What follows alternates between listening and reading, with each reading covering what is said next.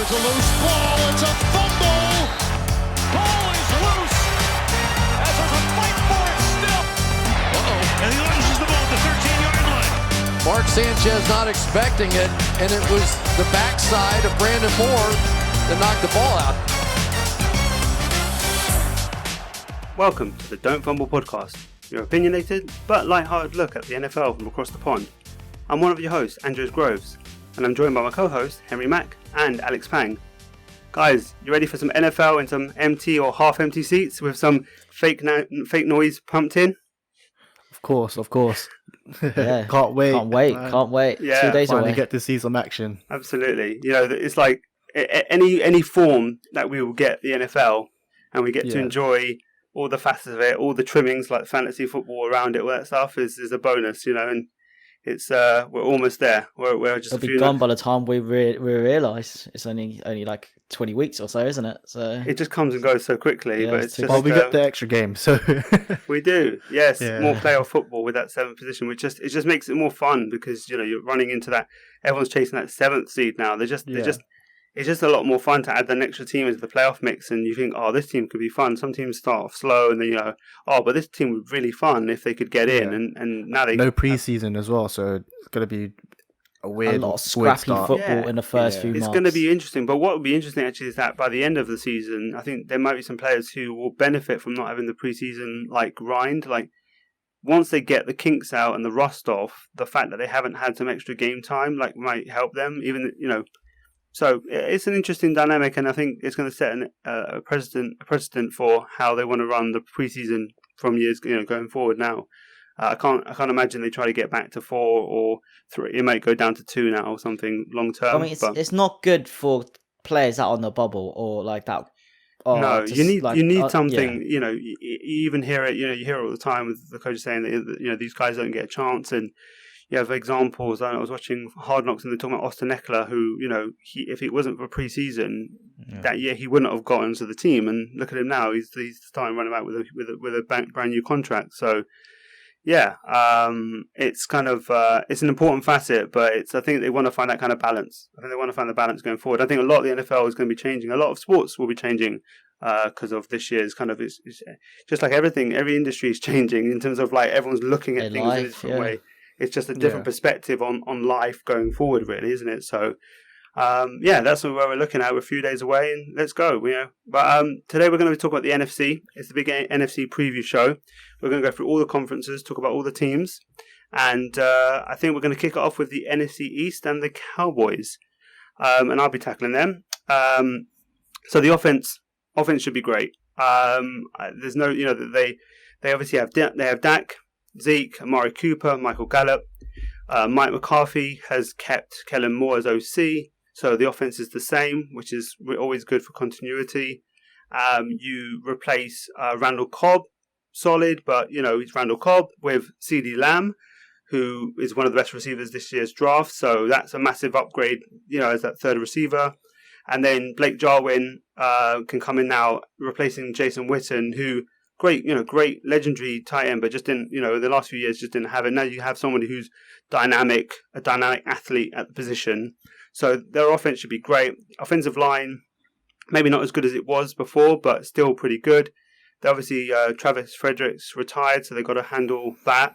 But overall, I think it's a solid offense, and it's going to carry the team because the defense, I think, has a lot of question marks. You've got, what's the pass rush coming from? You've got DeMarcus Lawrence on one side. They're hoping Aldon Smith the guy Aldon Smith coming back from 5 years off from the NFL was an absolute beast when he came into the league. 42 sacks in his first 3 seasons, but he hasn't played for 5 years. But apparently he's looking really good in camp. Maybe he can be that guy. And then you've got the linebackers, Leighton Vander Esch, Jalen Smith. Were fantastic in 2018. Last year they had a step back with Van Der Esch getting the neck injury. If they can return and patrol that middle, then I think that defense could be decent to like a decent. And then when you pair it with the offense, I think the Cowboys will be one of the teams to really be challenging for the Super Bowl. I know, Alex, you're not too keen on that. Or you're not too sure about that one, are you? Yeah, I'm not quite sure. Mainly because I'm still not sold on Dak Prescott. he has got the weapons now, so there is no excuse. But like, I still don't think when he has to make a play, I still don't believe he'll make that play.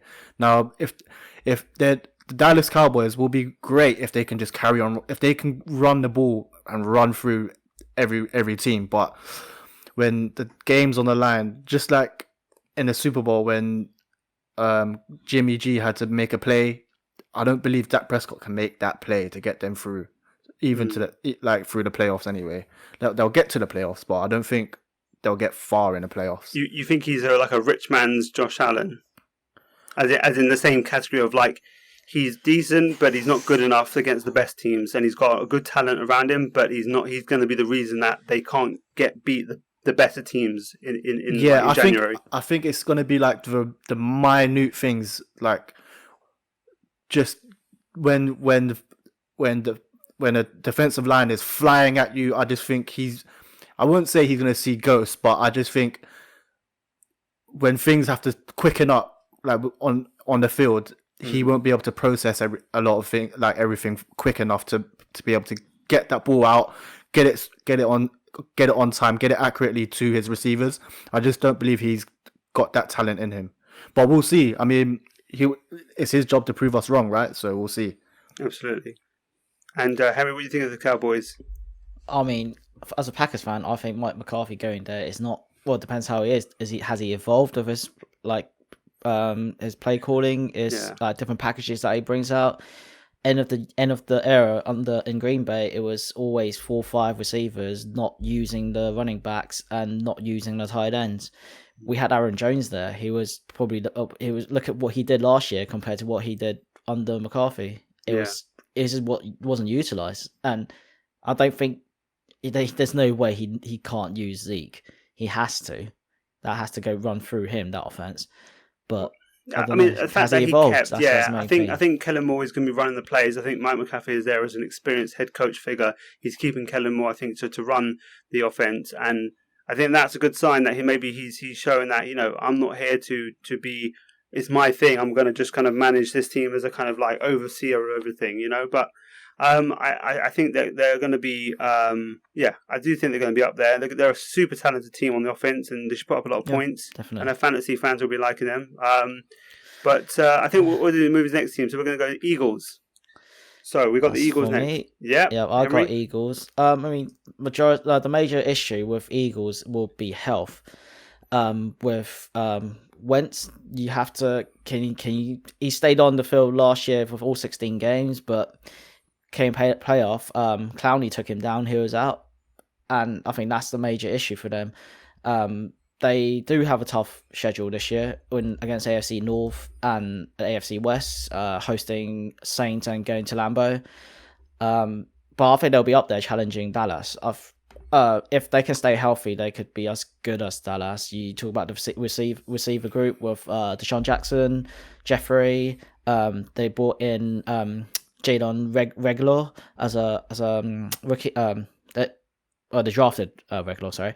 Then they always have Zach Ertz there. Rager, I think it's pronounced. Yeah, Jaden Rager. Jaden Rager. Okay. Yeah, he should be good. No, he should be good. Yeah, good player. And then defense-wise, they were weak against the pass last year. And I don't think they got any better when they released Malcolm Jenkins. When he didn't want to play under, I think it was $7 million or so contract. But cornerback, they upgraded, getting Darius Slay from the Lions, Pro Bowler for the last 3 years. Yeah, it's good, solid. Yeah. Yeah, and then Nickel Robbie Coleman was brought in as a free agent as well. Yeah. And then you always have Fletcher Cox. He's five. He's a Pro Bowler for 5 years straight. So that's if injuries can hold up. If injuries can hold up, they should be.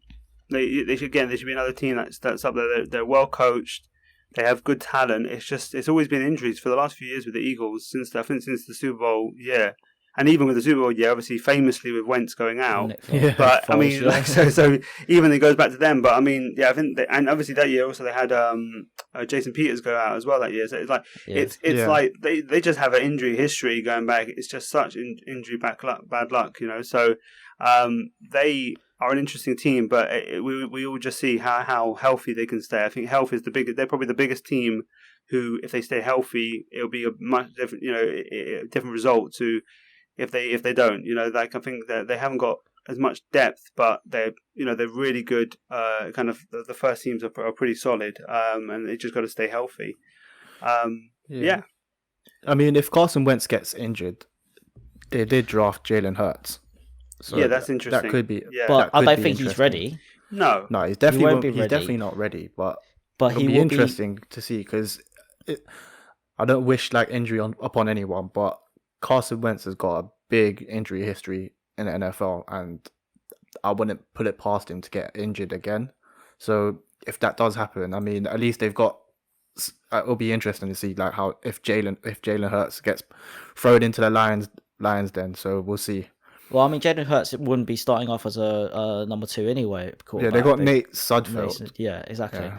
They're going to probably utilize Jalen Hurts the same way as Saints does with Taysom Hill.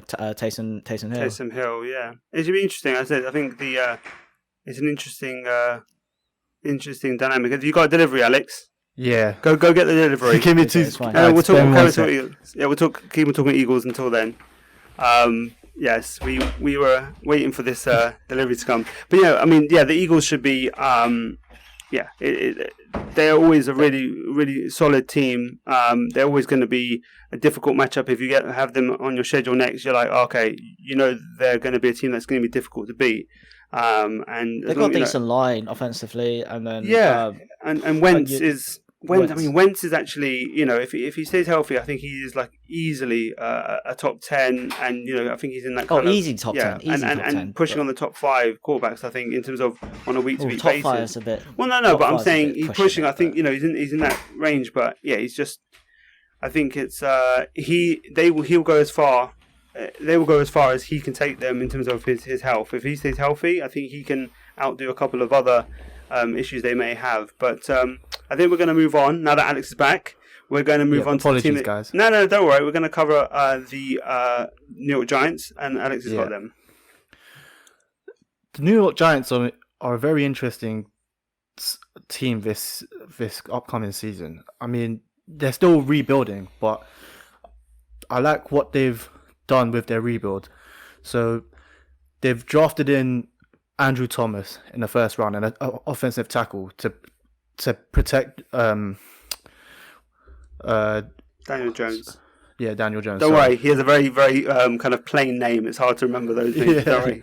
Yeah, Danny Dimes. If you remember Danny Dimes, then you can go, oh yeah, I can remember the name, and I can just shoot that one off if I forget his actual name. Yeah. Yeah. So I like how they've built their roster. So they've got they've still got Saquon Barkley.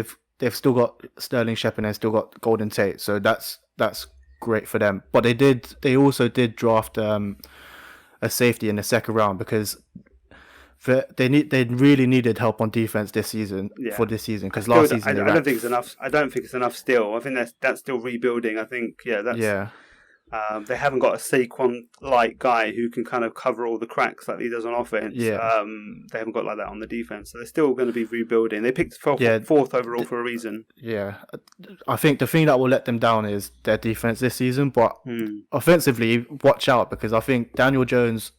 I think he'll make the second year jump this season. I really do.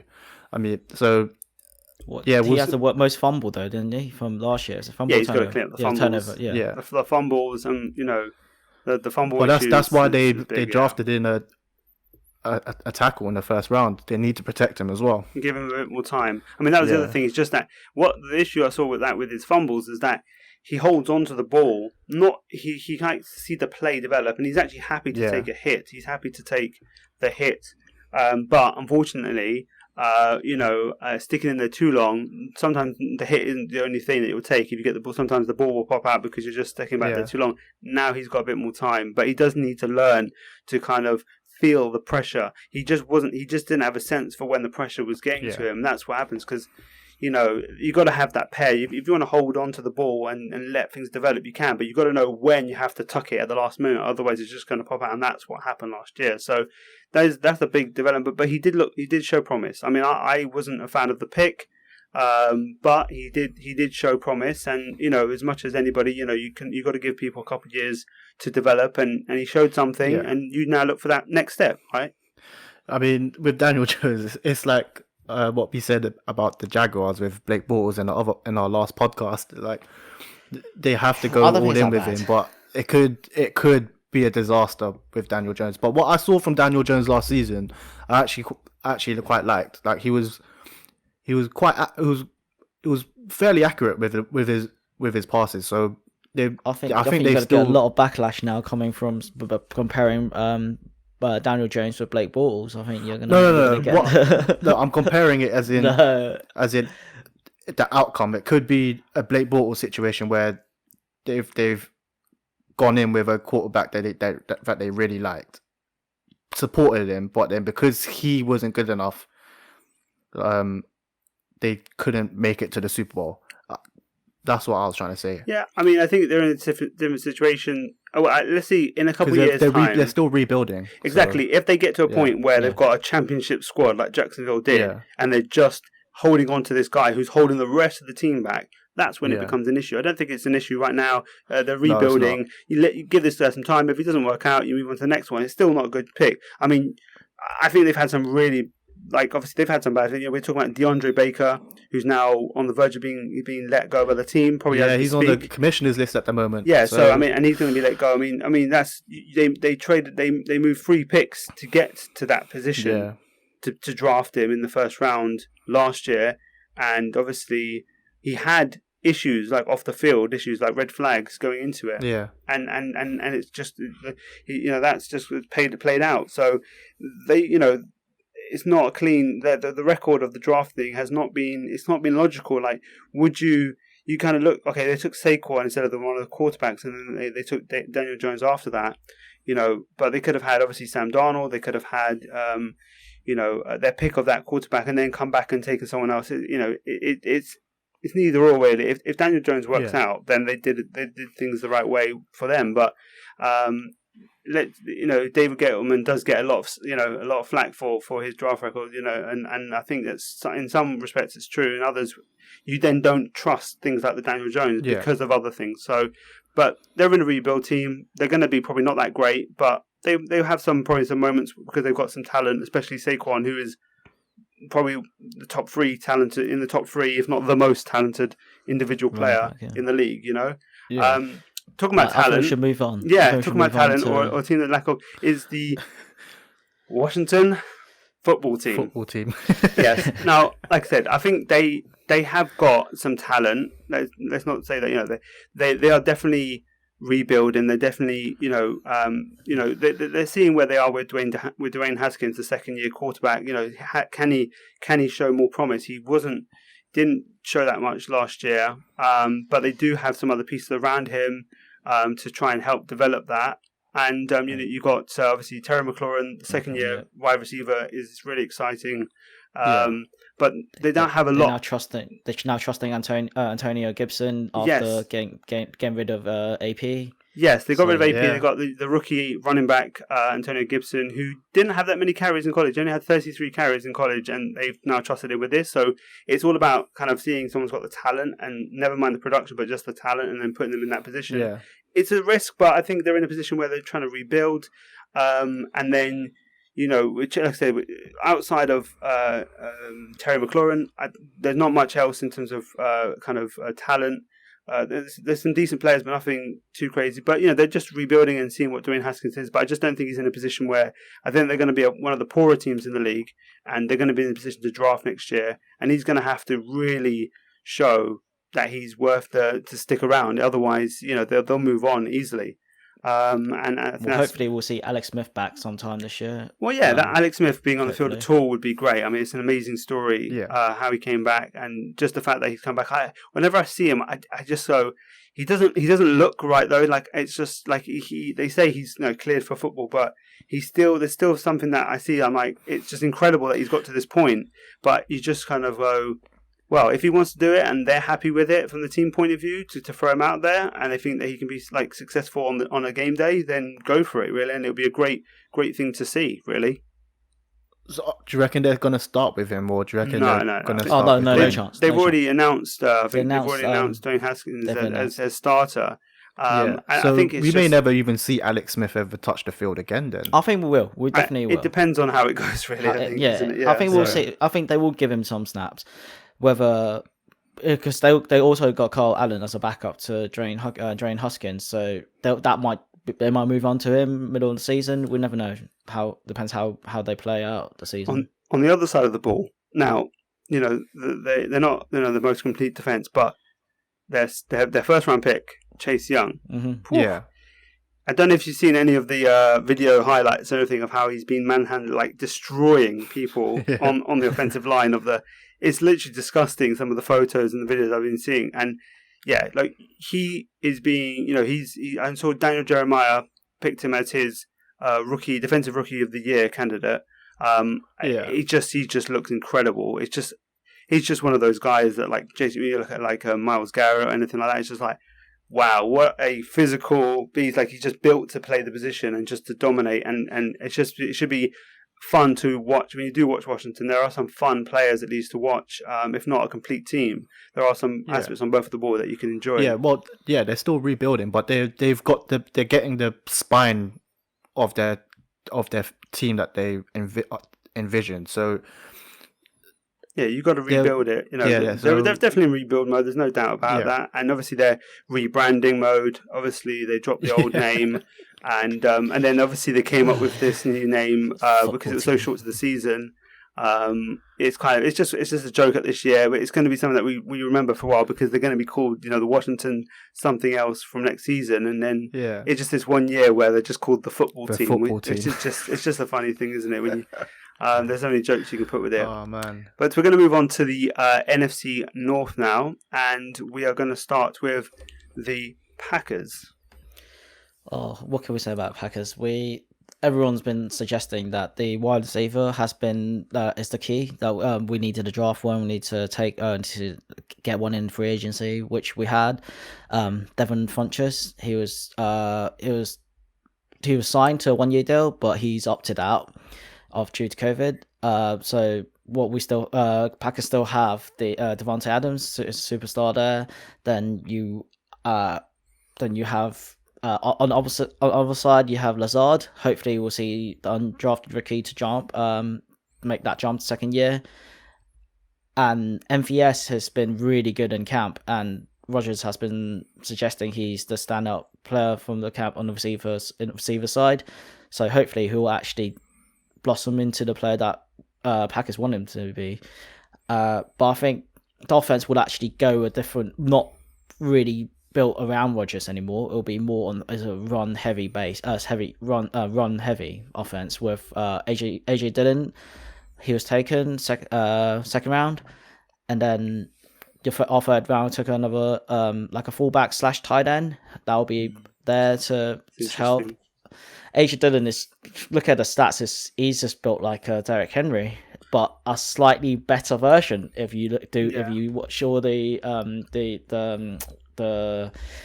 measurements and all that. Yeah, he looks like a Hulk action figure. I saw some photos of him just like standing on the sideline. He's just like out proportion. The proportions don't even make sense. It's ridiculous. I mean, the question I have for you is, as a Packers fan, as obviously someone who's followed and been of a team with Rodgers as the guy, and you got Jordan Love coming in a very kind of funny situation where kind of Rodgers came in with Favre still around, and they spent a first round pick, and they've done the same with Jordan Love, and it's kind of like, I mean, where do you see it going in terms of the next, this year? Obviously, it's going to be Rodgers' thing, but do you think that he'll be able to play well enough to kind of show that they shouldn't have thought about moving on from him just yet? I think you'll definitely see Rodgers upping his game a lot this year. He's got that personality, because hasn't it? Yeah, he's got that yeah, personality. yeah. Showed that from what Alex Smith was just drafted first, number 1, and he was on 26th. That's where it Yeah, fell to he dropped to, 24th yeah. or 26th. Yeah, he Something- dropped to us. Yeah, something in the 20s. Yeah, yeah. Yeah, I think it's in his personality to show that that's not the pick that I should have taken with our first round. But I feel what he suffered under Thorn, he's not gonna repeat that with Jordan Love. I think he's gonna try and mentor him a lot more Yeah, I think so. than he was being mentored. I just see it as a weird thing with the first round pick. You know, you obviously have that rookie window with the first round pick, and it's kind of interesting to say, okay, we're gonna what do you do with him? Because they got a new coach, and the new coach, he wants to build his own team. But obviously, with a quarterback in Aaron Rodgers, you can't just kick him out. No. But the thing is, he doesn't want Aaron Rodgers anymore.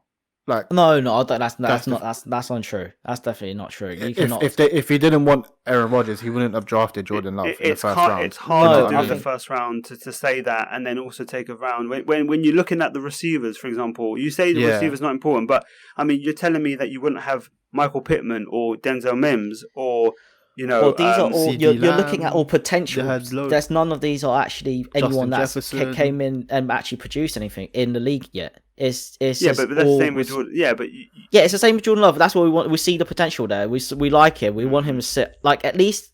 I think the contract that Kenny Clark signed, it looked likely that Rodgers will be moved on from 2022. right. If that because we're not going to have someone 2 people that are base salary over 20 mil a season. That's where that's where that torch will be passed on to Jordan Love if it's Jordan Love, if he actually stays like as how we predict him to be. So that's what it looks likely to be. And from Matt LaFleur's point of view, I think he wants more players are more versatile. So he talked about the illusion of complexity. So he's trying to play packages are not that difficult. Normally quite simple, but he's just trying to get the defense guessing. Yeah, it's So kind of you have the there's same different person. roles. You have the same personnel who can do different things. Then people don't know what's coming. It's obviously it's some people really go on that saying that we just want to have versatile players so we can kind of trick everyone just by they won't know who's coming on. Like you don't bring on an Adrian Peterson, for example, and say we know they're going to run the ball with him, or it's just they don't show their hand. Yeah, it's a big thing I think with a lot of the young offensive coordinators is the kind of the illusion that is what they like to do. Yeah, I think Mercedes Lewis is going to be a big player for you guys this season. On the run game, yeah, but I don't think on passing game. I think passing game. I think he's a very underrated. You're just a Patriots homer again, talking about former Patriots. These guys going to the league. No, not even just not because he's a former Patriot. I just think he's a solid tight end, and I think that's one thing. Aaron I think Rodgers that's a will run game, enjoy. yes. A run game, yes, but I think we have a lot more faith in Steinberger and Robert Tonyan. I think that's where we will hopefully see the second year jump as a tight end. Defense wise, I think we're great. We're much better than what we had previously. You have Kenny Clark there, the Smith duos. Yeah, I was just about to ask you about your defense as well. The Smiths with the pass rush is nasty. And the Savage will be he played brilliant as a rookie. He finished, I think it was sixth allowing quarterback ratings and third in completion and allowed and interceptions. So I think he'll make that jump. And then you also got Joey Alexander there. He's gonna hopefully develop into a proper lockdown corner that we want him to. I think that you guys are a well-rounded team. You're going to be you're another team up there who's well-rounded. I think if Aaron Rodgers can play, like kind of go crazy because of the situation, and say I'm going to show you, then I don't see why the Packers couldn't beat anybody on any day. But the team they're going to be probably competing against in this division, or another team that's really difficult is the Minnesota Vikings. Alex, you got them. Yeah. The Minnesota Vikings, I mean, the biggest like really like newsworthy thing was just in the free agency was their trade. Well, two trades really. The Stephon Diggs trade. Going out, yeah. Yeah, and then the Yannick Ngakoue trade as well. Yeah, coming in, yeah. So, I think offensively, they're fine. You've got so you've got Dalvin Cook, Adam Thielen, Justin Jefferson, their first round pick. They've got Kyle Rudolph as their tight end, so they'll be fine. The only problem I have is Kirk Cousins. Just like what I said previously with Dak Prescott, Kirk Cousins is just when the game is tight and you need him to make a play. No, I don't think Can he make that play? I don't think he will. I think Dak Prescott's a better quarterback than Kirk Cousins. Yeah, I think so too. Yeah. It showed last year. It showed previously he's not been able to win the playoff games, and he's just struggled. Even with a team with Vikings, like that defense and what's around them. I mean, their defense is still their defense. I mean, they even so probably a little bit stronger because they've got Yannick Ngakoue now. So we'll see how they do, because they're a team that can grind out. Because of their defense, they can grind out a win in the playoffs. So I wouldn't be surprised to see them go far in the playoffs. But then when they come up against the really good teams with the really good quarterbacks, that's when I think they might struggle because of Kirk Cousins. Yeah, I think that's going to be the case with a lot of things. When you get to the end, that quarterback is what defines you. When you're facing against other well-rounded or talented teams or have talented players, it is that person the quarterback who's going to run the offense and put the points up and not make the mistakes is going to be the difference. That will make the difference when it comes down to it. Unless there's a big team effort, but especially when you get right to the top of it, like the championship games in the Super Bowl, the quarterback becomes really important. And unless you just got a team that kind of just completely dominates. But I just don't think that's what Minnesota have around Cousins. It's not like there's some incredible team. I think they're a really good team. I think they're really solid, well-rounded. I think they've got a lot of talent. Ngakoue is a great pick. He's going to be coming off the edge with Danielle Hunter on the other side. They're going to be a lot of fun to watch as well. I think Dalvin Cook's going to be another good season for him. As long as he can stay fit, he's really good. I just think they're going to be an exciting team to watch, and I think that I think they're going to be challenging. I think the Packers, if Rodgers plays the best, I think the Packers are the team of this division. If Rodgers, but I'm not 100% in terms of if they've given him enough. That's going to be the debate. Like, has he got enough around him yet again to outscore the team, outscore other teams and win enough games to keep teams like Minnesota out of it? Well, that's what we're going to have to see. Minnesota's got a great defense, man. I don't know. Their cornerbacks have changed. I think all their cornerbacks have moved. They moved on. But they drafted Jeff Gladney in the first round, didn't they? And you hope he's good, and that's kind of where they're rebuilding. They're rebuilding the defense, which they haven't done for a while. Like they had stayed as a unit for quite a while, and now they are changing things. So I just think that the Kirk Cousins thing with the rest of the team, I just think they're going to be one of those really good teams, but not the great teams. But that's what. Yeah, the same. I think that's so too. But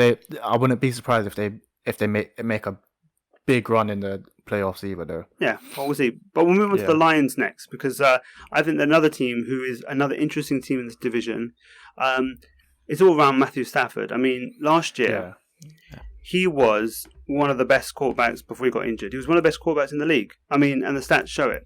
He got injured in week 10, and if you go by his 9 weeks of play, and you stretch out to the 16 game pace, I know it's not exact science, but it gives you an idea of it. He was hitting 5,000 yards, 38 touchdowns, 10 interceptions. So that's like just incredible production. He was playing fantastic, and if he comes back, mean on average, that would have led to 5,000 yards. What do you mean?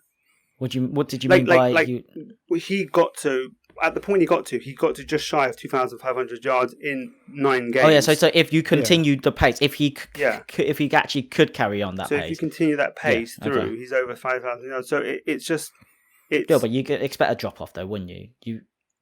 Yeah, I mean, maybe I don't know, because has Matthew Stafford ever dropped off though? Not from a statistical point of view. He puts lots of yards up now. It's whether they've got enough around him. Because he's never had a great team around him, not once.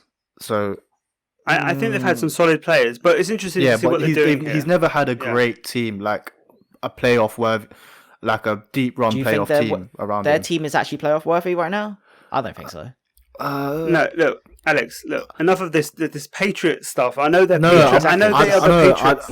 No, I'm not. They're the Patriots Midwest. I know that, but we got to see. I mean, they have got a lot of talent. You've got Kenny Golladay, Marvin Jones, Danny Amendola. He's a decent slot player, but what does he have at this point? Obviously, you've got TJ Hawkinson, very promising tight end, and they drafted DeAndre Swift, and he was rated as one of the best running backs to come out in this year's draft. They got him. Let's see where he mixes in with Kerryon Johnson, and obviously the newly acquired AP. With his release from Washington this past weekend. So, I think they've got some options. The line's pretty decent. I just think that they've obviously taken, with the line, they took 2 guards in the draft this year, and they hope that it pays out. They've got a 3rd rounder. Yeah, they need to protect Stafford. Jonah Johnson, 4th rounder, Logan Stenberg, and they hopefully that can help bolster the line and give Stafford what he needs with those weapons. Yeah. I think those weapons are fine. Golladay's top. I think Marvin Jones is erratic, but I think as an actual weapon for a team, he's perfectly fine. I'm not saying they're the best team, but they have. You see the yardage that they put together. What they've done is they've put a bit of talent in their team now. Yeah, as well. Yeah, absolutely. And I mean, on the defensive side, they've got they drafted Jeff Okudah, 3rd overall. Yeah, he's a great college quarterback. He's actually struggled quite a lot in camp actually, and they're actually thinking of.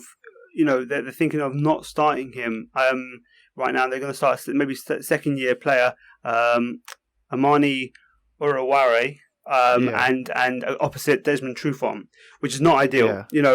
They've got Darryl Roberts and Justin Coleman as well. Yeah, Darryl Roberts is. I mean, don't tell me Darryl Roberts is a Jets fan. Like this guy, I think that Jeff Okudah, you draft Jeff Okudah 3rd overall. Overall as from a cornerback. He was supposed to come in, replace Darius Slay straight away. And that was the hope, and he hasn't done it. Now that's not to say anything, but it's not ideal when you've got a guy with that much draft pedigree at the top of it. You really want them to be a contributor from the beginning, even if they're not the finished product, of course. But not to be out. To not be starting is not ideal start. But you've got there's also 2 other interesting stories with the Lions D. I talked about the Midwest Patriots, right? With this Lions team, Jamie Collins has now joined that defense with Danny Shelton, Trey Flowers. They're already so now they're really Matt Patricia's getting all his guys, all those guys who know the Patriot way, and whatever. I don't have a lot of patience with Patricia. Really, I don't think they do. Do you think this is his last year as head coach? I think if Stafford, I think it would depend on how they do. I think Stafford could save him if Stafford can play, pay as well as he did last year and keep that kind of, I wouldn't say that pace, but keep that quality of play and not have the injury. They could win enough games where he'll keep his job. But what is enough games though? Is it playoff? If no playoff, then he's gone. I don't think so because is it the same lines that's been over and over again? Want to see development for the team. They were, when Stafford went out, they completely plummeted. Right.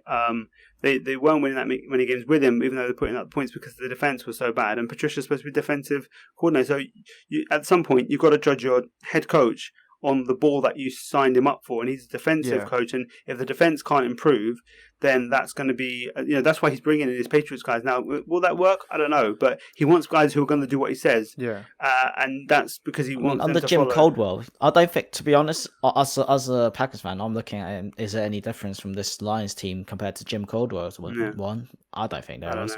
It's just we'll see because they do have more talent now. Yeah. I mean, what I'll say, one last thing about the Lions, I'll say is an interesting point is their 3rd round pick, Julian Okwara, was, the defensive end was signed, and his brother, who's also defensive end, was on the team already.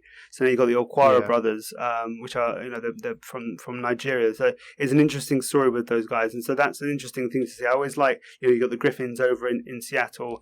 It's always an interesting thing when you get siblings playing together. I'm not going to talk about the McCourties, they get enough pop from Alex. So, but anyway, I think what we'll do is we're going to move on to the Bears, right? We're going to move to the 4th division, the 4th team, not the 4th team necessarily. Well, maybe they are the 4th team this year. I mean, the way I look at it about it is they've just announced Mitch Trubisky as their starter for the season, right? Yep. They finally made a choice. I mean, Yep. Matt Nagy was like, I don't know, I'm not going to make a decision. You're like, guy, come on. Like, there isn't much difference in play style from the two. Like, you're not going to get a competitive advantage. Just tell people what they want to know, what they need to know. So Mitch is starting. He's going to start with, I think, the shortest leash. I think Nick Foles is going to be waiting on the shortest leash ever that I've done. I mean, I think it literally could be like one game. It could be like that year with the Texans when they pulled the guy at half time and just put the other guy in.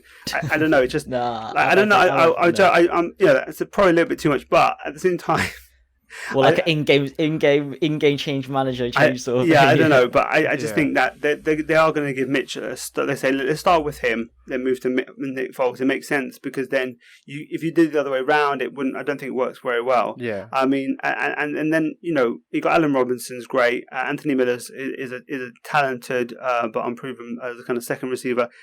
I don't know Montgomery. I think he's good, but I don't think he's great. I think he just gets a lot of opportunity to play, and we'll see how good he is. I mean, he had an injury plagued first season, so it's hard to see. So we'll see what he does in the second year. He's not back until like a third week or so. Yeah, so he's going to start again injured into the second season, which is not great. I mean, but the defense is really where, like, if the defense can get back to where they were, lights out. Man. Well, it wasn't last year. That's the thing. It wasn't last year. Khalil Mack and Eddie Jackson, their two best players, had relatively kind of down years last year. Yeah. I think that they were still good, but they weren't as good as they were the year before. I think if Eddie Jackson, Khalil Mack get back to that level, you got Hakeem Hicks, and Robert Quinn. Yeah, and he got injured pretty early on, and so you then add Roquan Smith. Roquan Smith was the first round pick. He didn't grade out very well. But he has a lot of potential, and I think if he can improve and take that next step, then they've also got the second round pick this year, Jalen Johnson, the cornerback. He's got the starting role opposite Kyle Fuller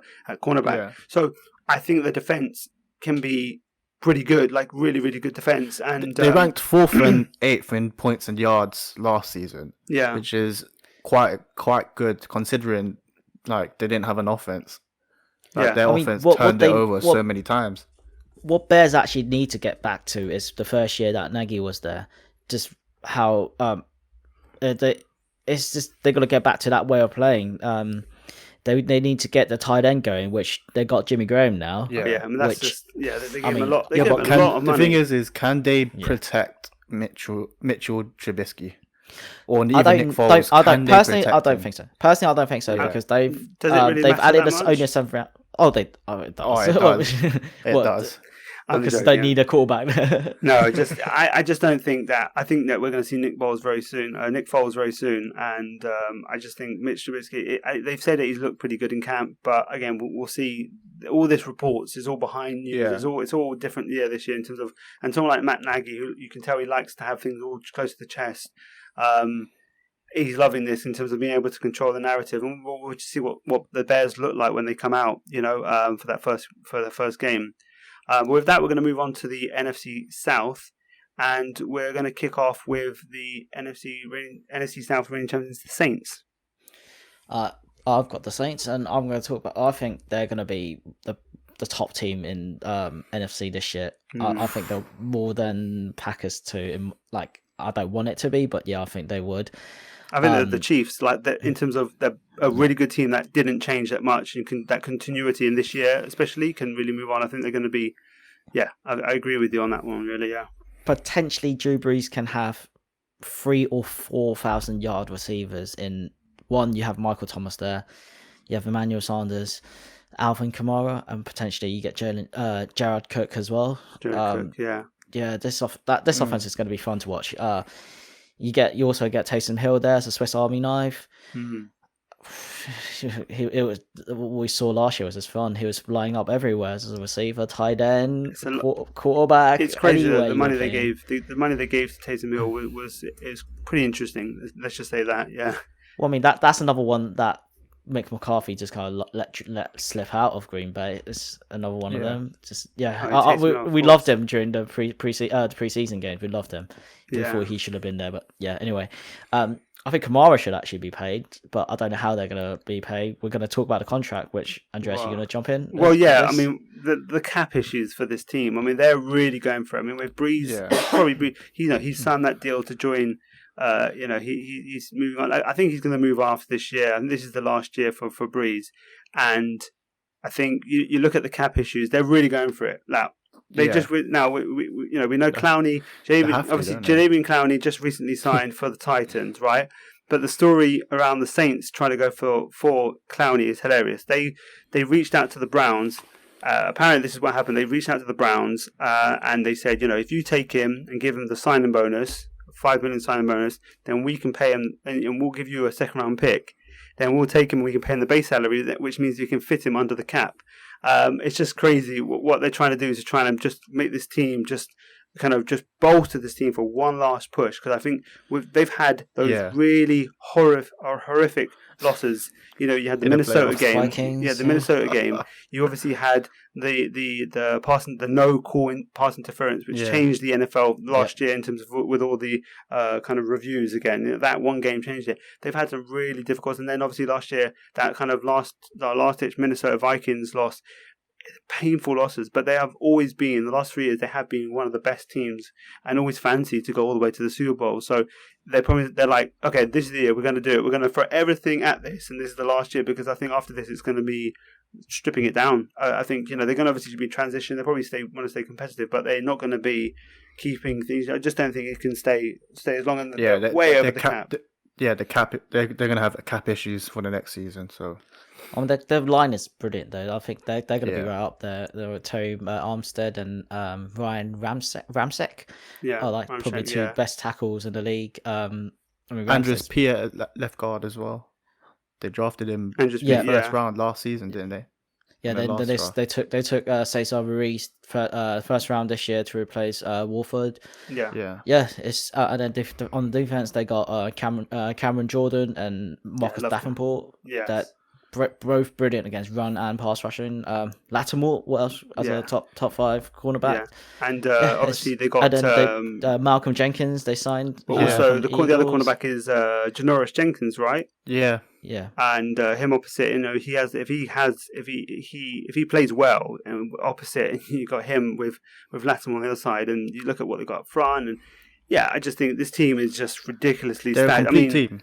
Definitely a you would say team. A Saints Chiefs Super Bowl would be ridiculously fun to watch in terms of they play differently, but they're just so stacked on both sides of the ball. It would just be that competitive game. It would be great. And so I think they would be my favourite in the NFC as well. But I think a team that was up there with them, but I don't think they've kind of fallen away and they're kind of full of question marks. Is the Falcons. I think there's one thing you can say is certain. I think, book this is going to happen. Matt Ryan will throw at least 4,000 yards for the 10th year now in a row. That's done, right? We can probably print that and put it in stone, whatever. After that, it's just complete uncertainty. I think they've got the ability. I think they're like a 11-5 or a 5-11 kind of floor ceiling team. Like, it's just, you can't predict them. Right? I mean, you got Todd Gurley, right? So Todd Gurley joins the team. Mm-hmm. I mean, it has all the issues with the injury. Has all the issues. But which Todd Gurley are they getting? Exactly. That's the question. They say that they say, what does they have left? Well, apparently from camp they say he's got his speed back. He looks really good. Okay, It's August.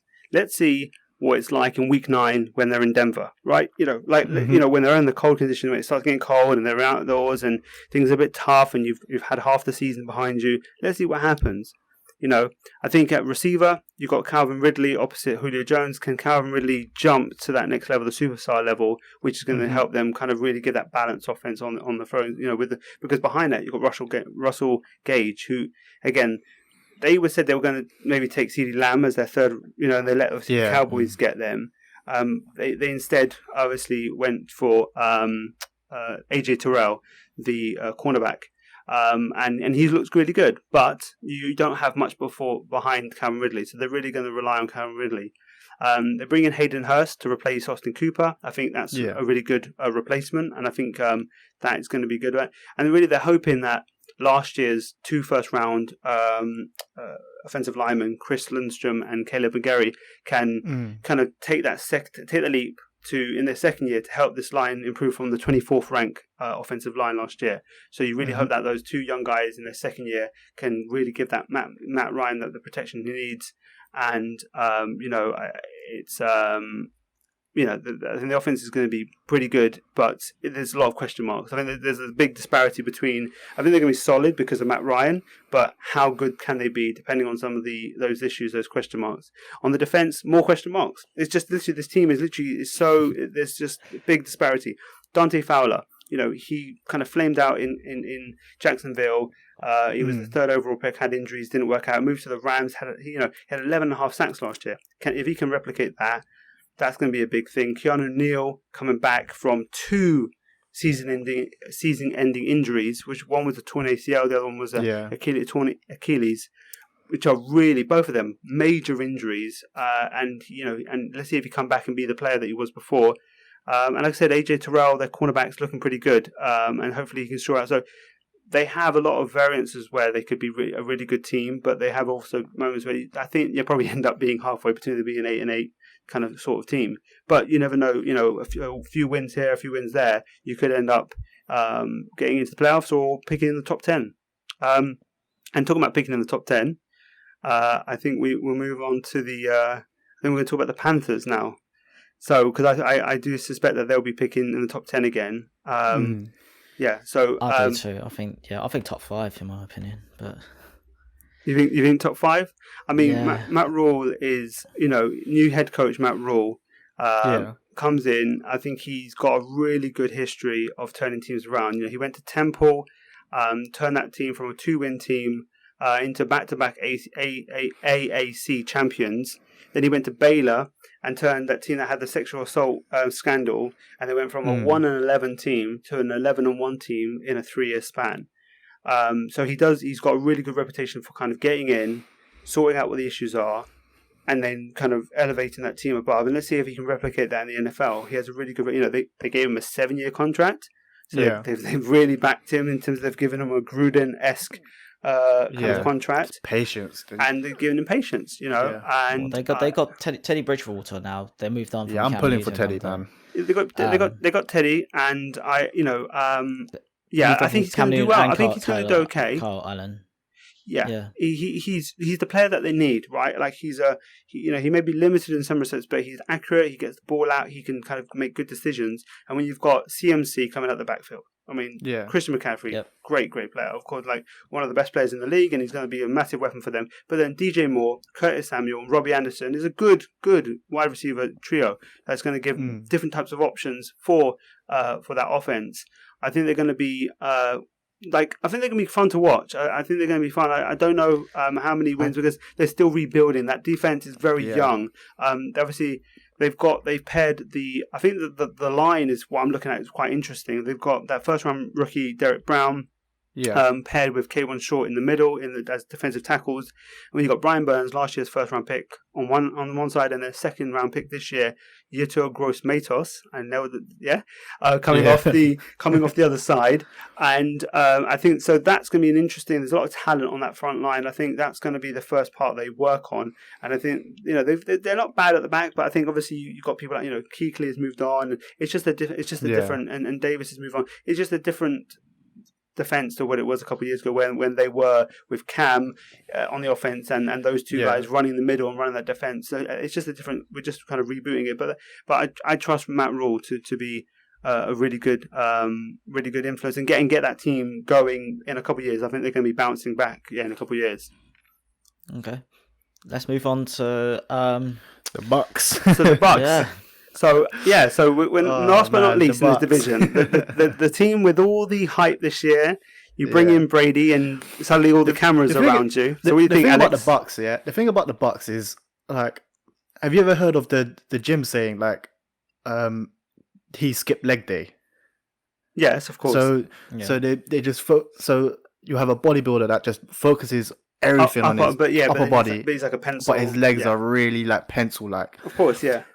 They're very similar to that because they're just stacked on offense, but on defense, man. Because I don't even want to go on their offense yet because their defense, like, oh my god, I don't think it's as bad as you say they are, though. You got your Vito Vea from who's a first round pick last year. Yeah, it's not too bad, and you got Ndamukong Suh. He's there with them. He's not the same player. Yeah, but the thing is if you can block them, then you can. you can just throw at them, and that's the thing. I mean, the good thing is if it comes to a shootout, they've got the offense to ready for a shootout anyway. I mean, I don't have to.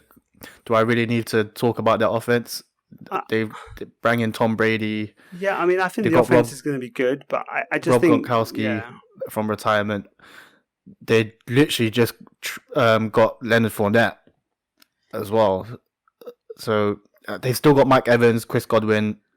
They're just stacked on offense, really. I don't really know if I agree with your assessment on the leg day, because I think that the Bucks defense is actually, with Todd Bowles, is a really good. I mean, he wasn't great as a head coach.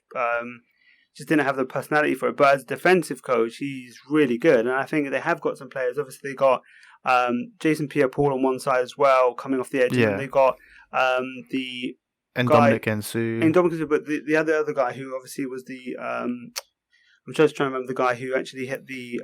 Shaquille Barnett. Yeah, Barrett. Barrett.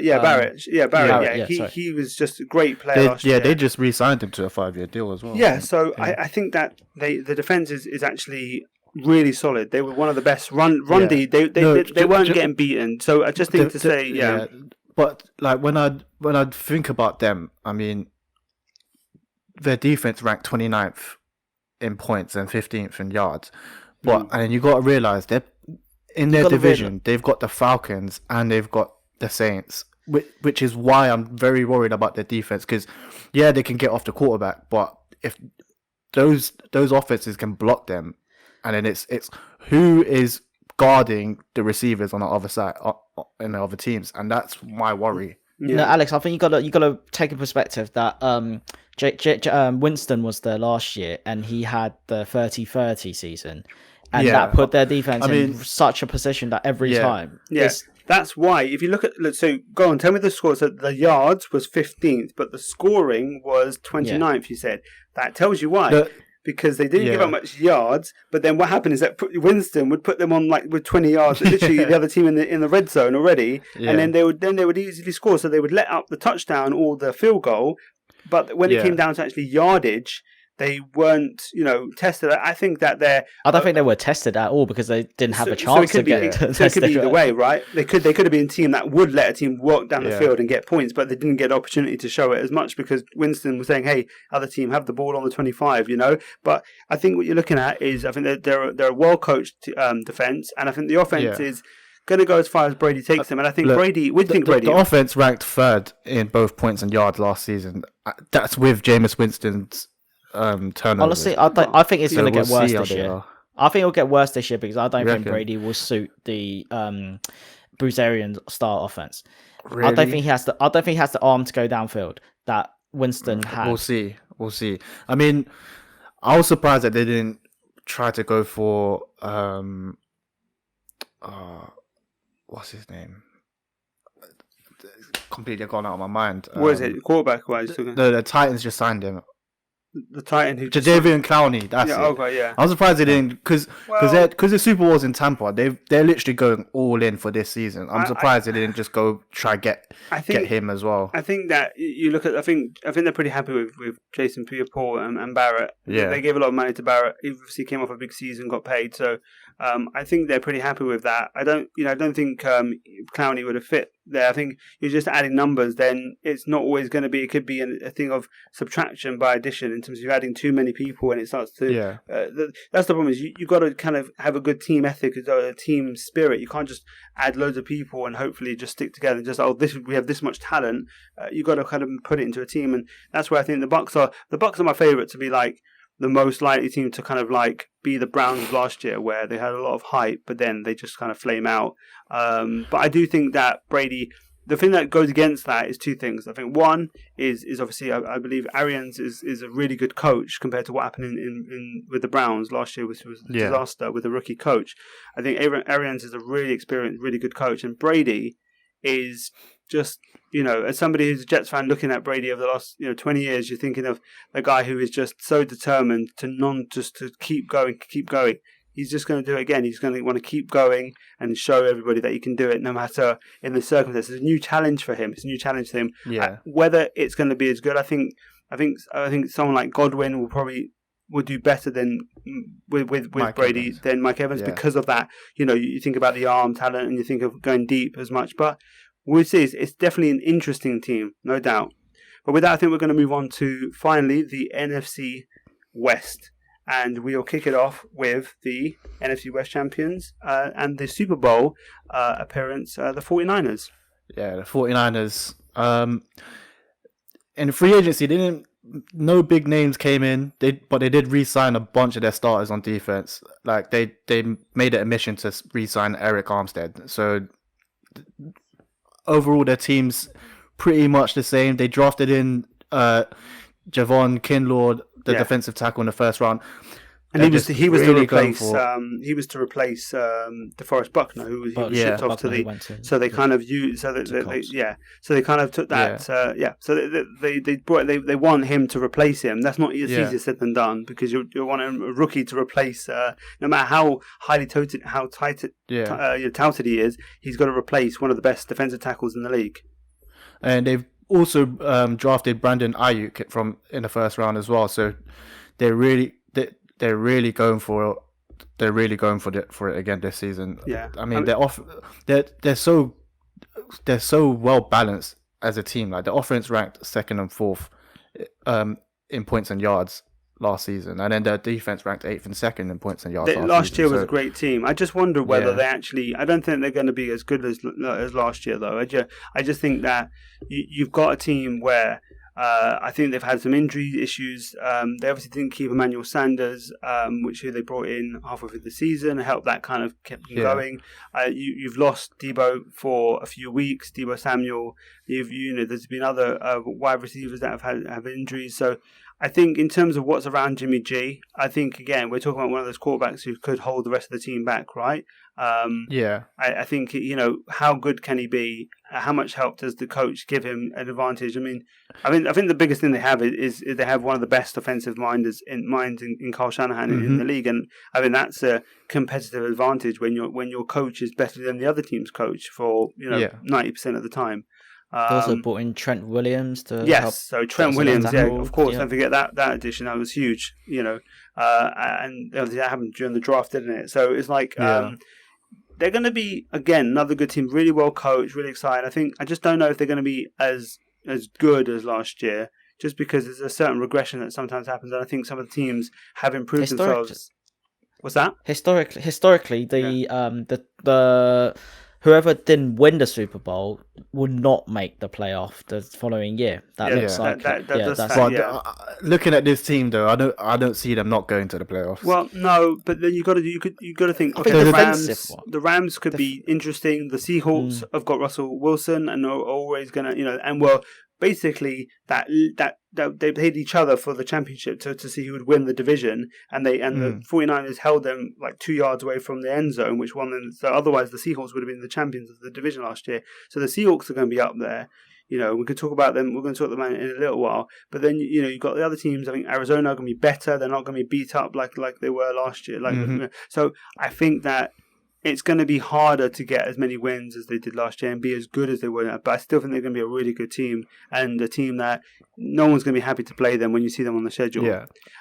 Another team that I don't think anyone's really happy to see is the Seahawks. We talk about they obviously were close to winning the division last year. Russell Wilson, right? I mean, Russell Wilson, man. Yeah, he is a guy who is on the field, a guy who is just. He can patch over all the cracks they've had, and they've never. I don't think they've ever put together a complete offense around. There's always been issues. The line has always got issues. He's always had. Imagine if he was put on a team that had as much as someone like Mahomes, or they did something like the Ravens do with Lamar in terms of building a team around them. But you've got DK Metcalf. Coming off with the second season now, I think he could be, if he really blows up, he could be, him and Tyler Lockett could be a great duo. But behind that, I'm not Josh sure. Gordon as well. Yeah, they just signed Josh Gordon, which is interesting. And if he can be if he can be a complementary piece, but if, like I say, if DK is the guy, then you don't have to worry too much about Josh Gordon because he's just the third guy, and then you've got some other people around who can be Philip Dorsett. Philip Dorsett, yeah, but I just Greg think Olsen was signed. Greg Olsen was Yeah. signed, and they've got they've got some talent. They've got Will Disley, who also he gets injured all the time, but he's a really good tight end when he does play, and he gets these massive injuries Yeah. and still somehow comes back, and so he actually looks like he's come back again, which is incredible. And Who so, did the Seahawks draft? so they picked in the first round. They went for just A linebacker, Jordan Brooks. yeah. So they went for the linebacker. They're trying to Yeah, back up they're that. going. They're trying to build a defense because they even got but Darrell Taylor. As exactly. Well. So Yeah. the biggest other thing when you talk about the Seahawks is Jamal Adams, right? Jamal Adams joins in with. They did a mega trade with the Jets. They gave a lot of picks, 2 first-round picks in the upcoming and the following draft, and they've obviously said, so they're basically saying, we're going to go for it as well because they've given up a lot of assets. They sent Bradley McDougall, a really good safety in his own right, over to the Jets as well as part of that. And Jamal Adams, and I can speak as a Jets man, Jamal Adams is incredible as a player. He will, and when you pair him with Quandre Diggs, who's a really good free safety, and you've got Shaquille Griffin, Trey Flowers, Quinton Dunbar as their cornerbacks. They could have another great secondary. Their defense can't get any worse than last season anyway. Not for the Seahawks standard. As in the Seahawks caliber, Pete Carroll, what he wants from his defense. Yeah, exactly. Because they ranked 22nd and 26th. Yeah, in points and yards last season. Exactly. So the defense. So I think and Jamal Adams is going to make a big better. difference. I think you pair him with an offense that can actually put up some points with Russell Wilson. I think they're going to be another team that and. With all that said, look at that. They almost won the division. They're just so good. They're so well coached. I mean, the NFC is just so exciting to watch this season. I think that they get hit the hardest with the empty stadiums, though. We're not having that big noise from the 12s, So them and the Chiefs will get hit hard with that. Absolutely. So we'll see about that. But with that said, I think we're going to move on to the next team in the division. Is the what's the team you got, Alex? Is it so I'm forgetting the team. It's Henry. Oh, it's Henry. You've got the. Do you want me to start? I'll go Cardinals. Yeah, it's the Cardinals, of course. Yep, and Cardinals. Well, in the training camp, their key was to try play fast. That's what they want to get. They want to get their running backs involved in the passing game, which is Drake being there, and who was the other guy? Chase Edmonds, right? Chase Edmonds, backup, with back up there. Obviously, they signed Hopkins, Hopkins, and they want to isolate Hopkins on one side and spread the other 3 receiver to the other side, and try to play through that sort of offense. That's what they want to do. I mean, what do you think? What do you guys think? I mean, Alex said last time that he thinks the Titans had won out on that trade. No, I didn't say they went. I didn't say they won Titans, out. What I said, Texans, yeah. What I said was Texans, it wasn't as bad a trade as everyone's making it out to seem. I think we can go back and listen to that. I think you call it the best trade, not one of the best trades this year. I think you called it, but for the Texans. But I think it's absolutely that's what we'll call it. But in any case, I think that it's clear. It's clear that the Cardinals won that trade. They got rid of David Johnson's massive contract that they didn't want at the running back position, and they need him there. And they now get DeAndre Hopkins, who is just a fantastic. Arguably one of the best. I mean, he is for top me 3. Yeah, top 3. Yeah, he's definitely top 3, top 4. He's just wide so his body control, the catching ability is just it's a dream for Kyler Murray. They've really done a really good job of putting people around him, and I think they're going to be an exciting team to watch. Still rebuilding. That defense is still rebuilding. You've got Chandler Jones.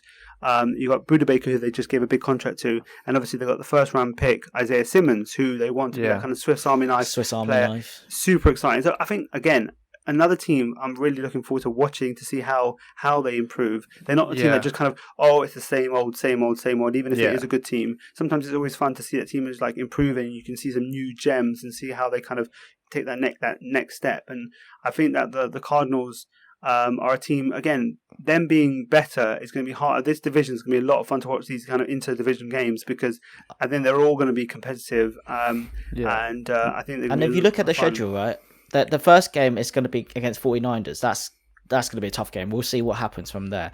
But then the next 4 are very easily their fixture. They could get a win on that. They can Washington, Lions, Panthers, and Jets.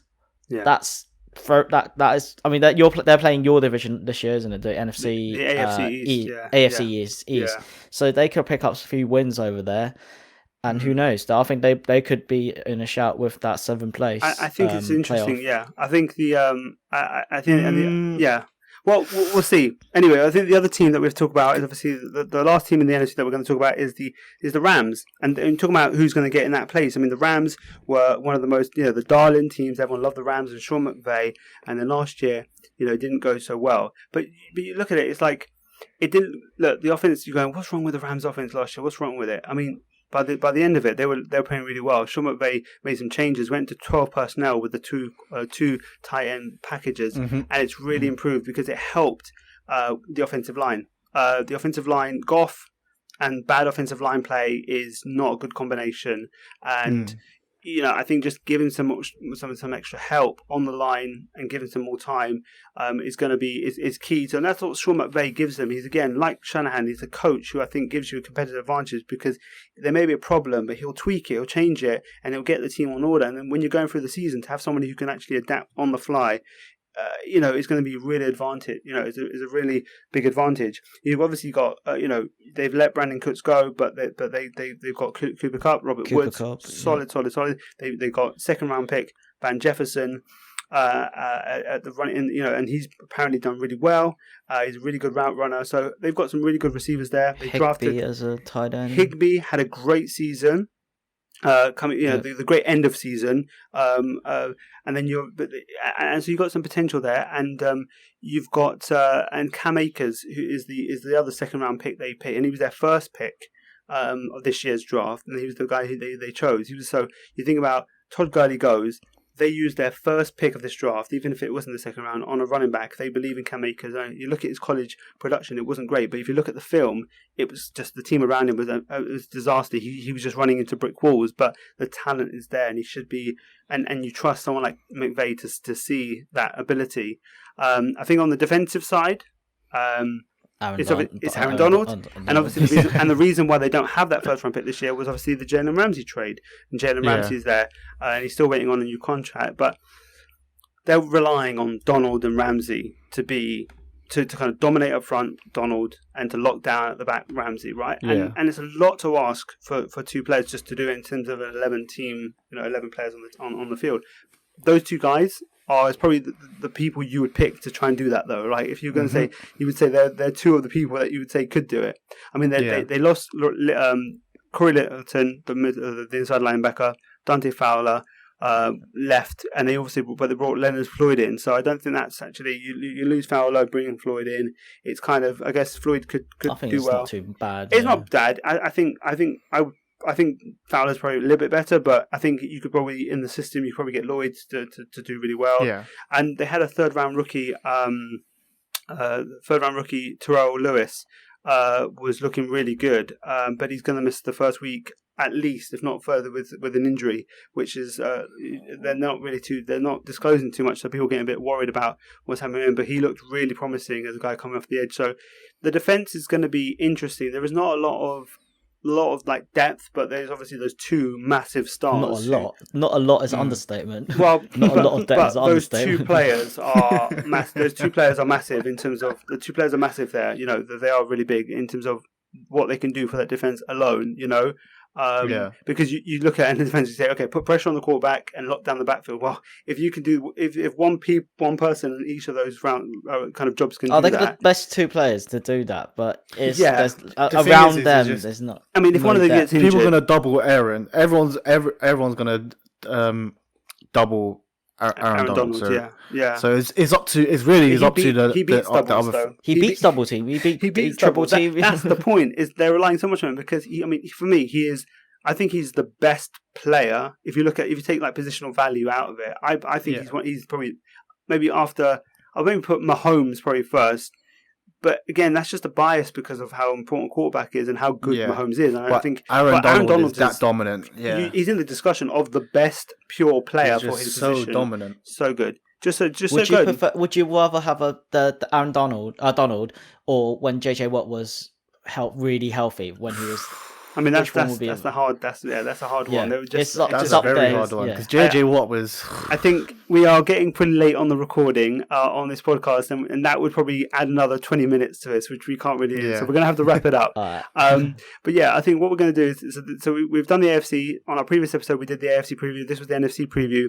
And we're going to do a small micro pod covering the kickoff game, Kansas City hosting the Texans, which should be a really fun game. And then we are going to be recording, before week 1 games, we will record a relatively quick little kind of preview of week 1 games and get ourselves into the first game of the first round of games. So it's exciting that we're finally here. We're in the NFL week 1. We're finally there. And so guys, thank you for joining me. It's been a fun time going around the NFC. Thank you. Man. We'll speak again with the Chiefs. Absolutely. So anyway, take care, and we'll see you next time.